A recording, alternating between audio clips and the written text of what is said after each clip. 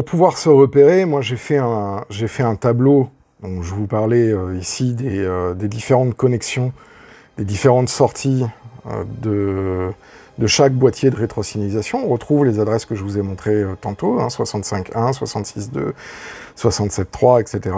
On a donc le nom des différentes sections d'alimentation, voie 1, voie 2, etc. Et alors ça sont des informations que j'ai notées, mais qui nécessitent, là où il y a des étoiles, c'est parce que je ne les ai pas encore mesurées avec le wagon mesureur. Et là, on a la distance des marqueurs de ralentissement et des marqueurs d'arrêt par rapport à la longueur des cantons. Donc ça, il reste encore de la data à mettre sur mon fichier Excel. Mais tout ça, ça me permettra, dans le logiciel de MFAO, quel qu'il soit, hein, que ce soit Train Controller ou même MuCommander, de venir reprendre les différentes informations pour pouvoir finalement donner un peu plus d'informations au système. Voilà. Donc là, on voit les trois premiers modules de rétrosignalisation, donc ceux qui dépendent de la centrale. Et on voit donc la voie de montagne, la liaison nord, l'hélice nord, niveau 2, niveau 3, niveau 4 en montée, niveau 3, niveau 4 en descente, l'entrée du grill de stockage, la voie d'évasion, hein, donc c'est la voie qui permet d'éviter la gare cachée du niveau 2, le tunnel des canonniers descendant et montant, les 4 voies de stockage du niveau 2, le transit montant L4, transit descendant L4, la voie de stockage du X2800 et la voie autorail, cette voie autorail étant la 7e voie du grill de la gare. Donc voilà, donc tout ça c'est géré par la centrale. J'ai exactement la même chose avec l'ensemble des réseaux, hein, puisque là sur le, alors je vais couper le flash, sinon ça va. Voilà, donc j'ai un fichier Excel comme ça qui me donne le nom de toutes les sections d'alimentation et leur répartition sur tous les boîtiers. Là ici, il n'y a pas de couleur, c'est dans l'extension. Et puis à côté, j'ai un autre tableau qui me donne le nom des aiguillages, s'ils sont câblés ou non à l'heure actuelle, leurs caractéristiques, les entrées sur les différentes cartes. Donc tout ça, c'est ce qui constitue mon pense-bête de câblage pour recâbler le réseau. Bonjour, bienvenue sur la chaîne de la construction du réseau de Wessenheim et de son extension. J'espère que vous allez bien. Aujourd'hui, je vais donc continuer le câblage. Je vous ferai la vidéo où je vous parlerai spécifiquement du CAN un petit peu plus tard. Là, c'est des séquences de montage. Et puis, je vais revenir aussi un petit peu sur les différentes questions que vous m'avez posées dans les sections commentaires dans une prochaine vidéo. Eh ben, allons-y.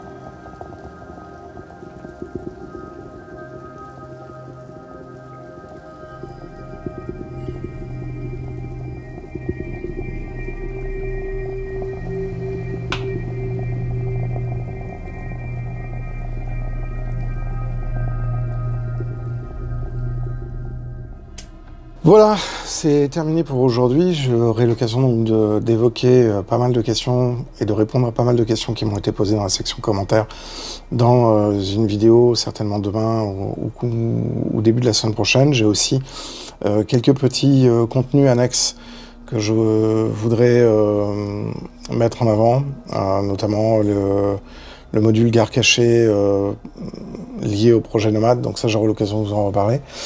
Et puis j'ai aussi encore énormément de câblages qui vont se continuer, parce que bah, là il y a encore énormément de travail et on est loin d'avoir terminé. Voilà, j'espère que vous avez apprécié ce contenu. Je tiens à vous remercier, vous êtes de plus en plus nombreux à suivre l'activité de la chaîne Bienvenue à Wissonheim. Merci aussi à toutes les personnes qui font des contributions sur la plateforme Tipeee pour m'aider au financement de la chaîne et au financement des produits que je pourrais ainsi pouvoir vous montrer. Et puis ben, moi je vous dis à très bientôt pour la suite de la construction du réseau de Wissonheim et de son extension. D'ici là, portez-vous bien, prenez soin de vous, prenez soin de vos proches, et si vous en avez l'occasion, faites du train. Ciao!